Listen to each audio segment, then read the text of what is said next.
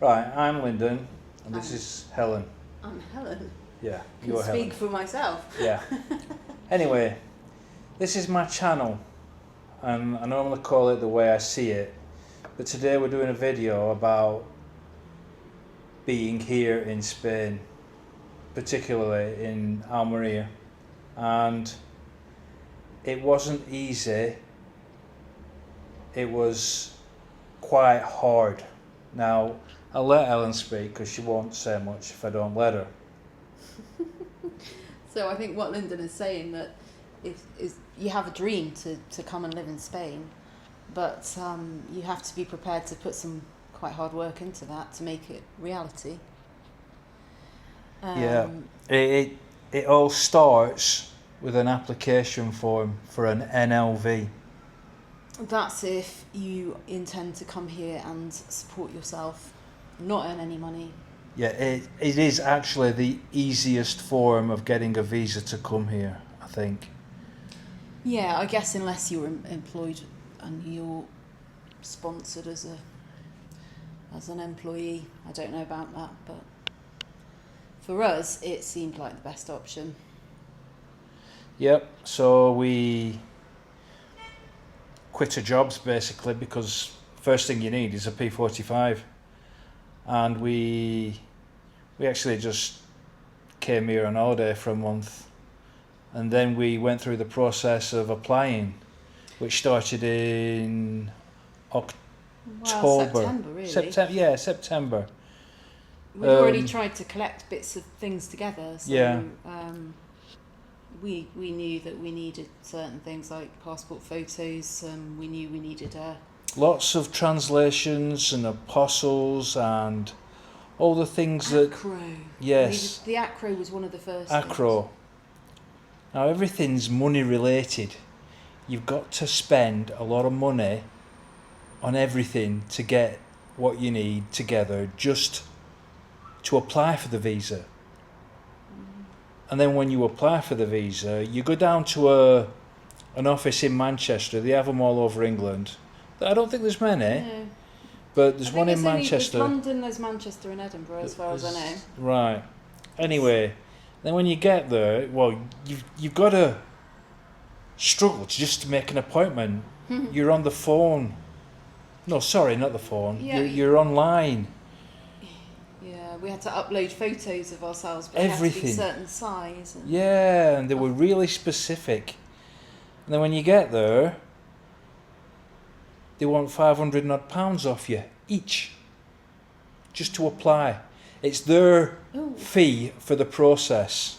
You forgot about the health insurance that you need to have in place. You also need to have health insurance, which cost us in the region of £1,800 for the both of us for 12 months. And that were a last minute job for us. That were really tight. We didn't get the certificate until the day that we went to apply. You also need, what else do you need? The ACRO, the health insurance, the medical certificates. Yep, need medical certificates. You to send most of them off in PDF form to get translated by professional translators. Then you to send them off to get apostilled by The Hague. It took us, well, we went for our appointment on the 12th of October, and we didn't get our passports back until the 8th of December. And on that day I booked the ferry, and that ferry left on the 10th. Yeah, I wanted out of that country. After all that kind of waiting and wondering if it would happen before Christmas, yeah, it did, and everything happened. Yeah, it fell into place once we got those visas. I packed up my car and we just drove down to Portsmouth on the day of the ferry. Ferry left around midnight, and we had our last Wetherspoons. So in Portsmouth, it was quite a good trip, I enjoyed it, and I'm not a really big fan of driving long distances in cars. I used to be a truck driver. That weren't too bad. Then we got on the ferry. That was a 30-hour trip, and that was fun. I thought it was going to be boring because it set off at midnight. We kind of like slept for the first 6-7 hours.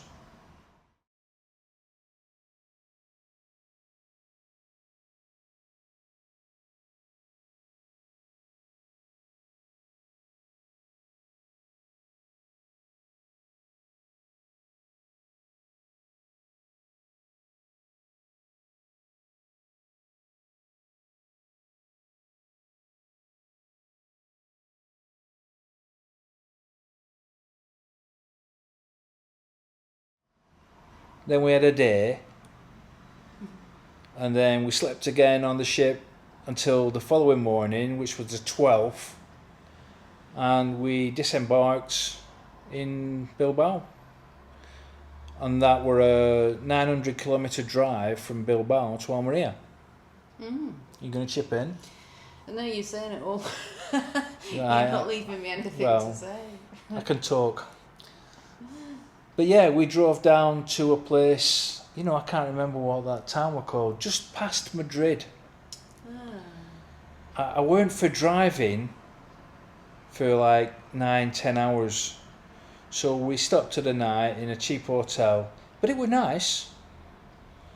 I can't remember what that town was called. I can probably tell you if you give me a minute. Yeah, go on. Look it up for our viewers. Yeah. Through the power of iPad, it was called Ocaña, just south of Madrid. And it was a beautiful old town square. It was, yeah, and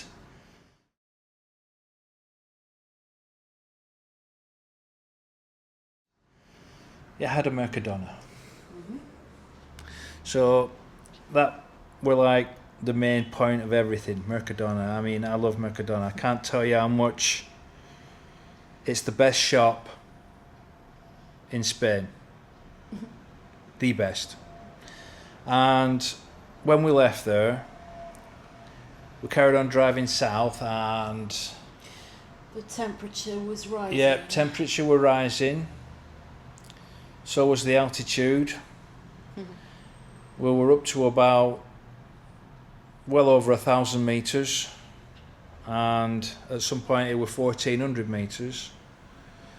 We stopped off. Did we have dinner there? 100 Montevitos. Ah, there you go, Monteditos at Helen.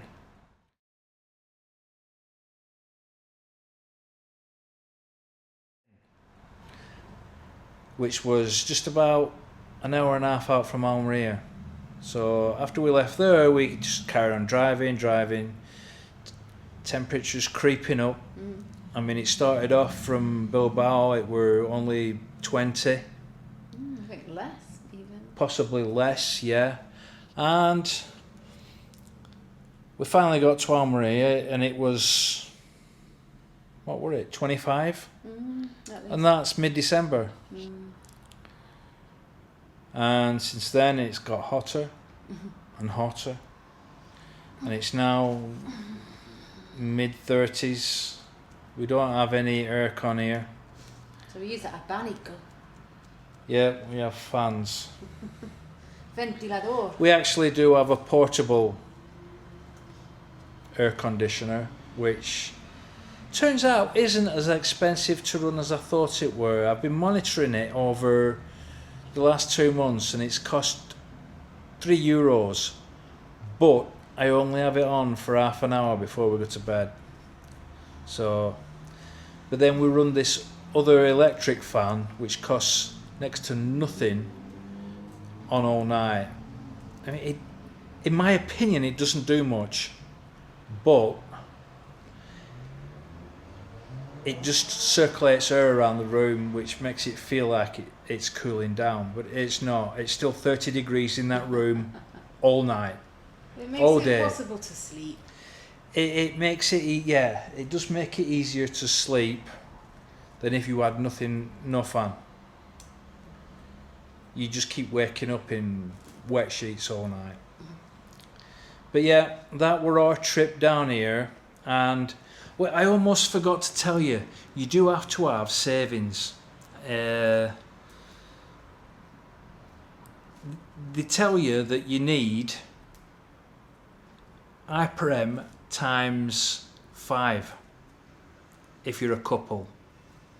Per person it's IPREM times 4, which is roughly 28,000 euros, which is what you need to prove you can support yourself for 12 months. Now, if it's 2 of you and you're independent, it's double that. But if you're married and supporting, it's 35,000 euros a year. And that's what it's currently at. It could go up next year, I don't know. But you need to prove that you've got that amount in your bank and that you've had it for quite some time, so you're not cheating like a bank loan or anything. Which is what I have, because, well, I sold my house. I was mortgage free, I'd sold my house. And Mum had recently died. I got half of her house. So that was the point in when I decided to go for it. I know that were like 2020, but it does take a lot of planning. You can't just drop everything and go to Spain, trust me. No, I'd agree with that. So anybody out there that's planning to move to Spain on an NLV, which actually stands for Non-Lucrative Visa, meaning you can't work. No matter how many questions people ask, you cannot work, you cannot earn money. I'm not earning money on YouTube. And the rule states that after 5 years of being in the country, you become a, what is it? You can apply for residency. You can apply for residency, become full-time resident, and you can work. But I've been here since December. I've been out of work since August, and it's been 12 months without work. I don't want to work anymore. I'm really hoping that I can survive without earning money. Just live off pensions. And have you anything to add, Helen? No? I think I've spoken enough for both of us, really. But that's what it takes to be in Spain. Also, you're better off renting than buying, because they do the government take money off you to buy something, and it's a lot. I think if you really knew what you wanted and where you wanted to be, then obviously buying is an option. Buying's an option if you've got plenty of money. If you're not bothered about parting with, say, 20 grand on a 200 grand apartment or a house, you're not bothered about parting with 20 grand, then fair enough. But if you are, don't bother. Right, so that kind of concludes part 1 of this video, moving to Spain. So please tune into part 2, where we'll tell you about the TIE process, gaining an empadronamiento, and how to survive your first few weeks of life in Spain. Yep, also utility bills, how much we spend a month or a week or a day even, because we live day by day. And I'll tell you about what happened with my car too. So don't forget, please like and subscribe, and I'll see you all in part 2. Wait. I've been told he's given me permission to interrupt him when I've got something to say, and to stop him when he goes off on a tangent. You get that, guys? Bye.